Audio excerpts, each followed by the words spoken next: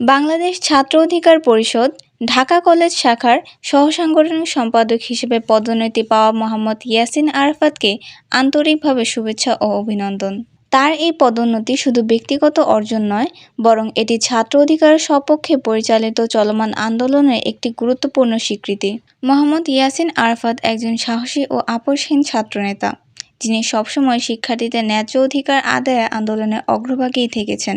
বৈষম্যবিরোধী ছাত্র আন্দোলনে তিনি প্রথম সারির অগ্নিঝরা কণ্ঠ হিসেবে ফ্যাসিস্ট শাসক গোষ্ঠীর অন্যায়, দমনপীড়ন ও শিক্ষা ব্যবস্থা বাণিজ্যিকীকরণের বিরুদ্ধে প্রতিবাদ করেছেন। তার দৃঢ় নেতৃত্ব ও সাহসিকতার কারণে তিনি শিক্ষার্থীদের মাঝে আস্থার প্রতীক হয়ে উঠেছেন। শুধু আন্দোলনই নয়, তিনি শিক্ষা, সহায়তা ও সামাজিক উন্নয়নে বিভিন্ন ক্ষেত্রে ভূমিকা রেখে যাচ্ছেন। বিভিন্ন সময় সুবিধাবঞ্চিত ছাত্রদের পাশে দাঁড়াতেও দেখা গেছে তাকে। তার নেতৃত্ব সংগঠনের পক্ষ থেকে দরিদ্র শিক্ষার্থীদের জন্য বৃত্তি, সহায়তা ও পরামর্শমূলক কার্যক্রম পরিচালনা হয়েছে। বাংলাদেশ ছাত্র অধিকার পরিষদের ঢাকা কলেজ শাখার পক্ষ থেকে আমরা তার সফলতা কামনা করছি এবং আশা করছি ভবিষ্যতে তিনি আরও দৃঢ় মনোবল ও সাহসিকতার সঙ্গে শিক্ষার্থীদের ন্যায্য অধিকারের পক্ষে লড়াই চালিয়ে যাবেন।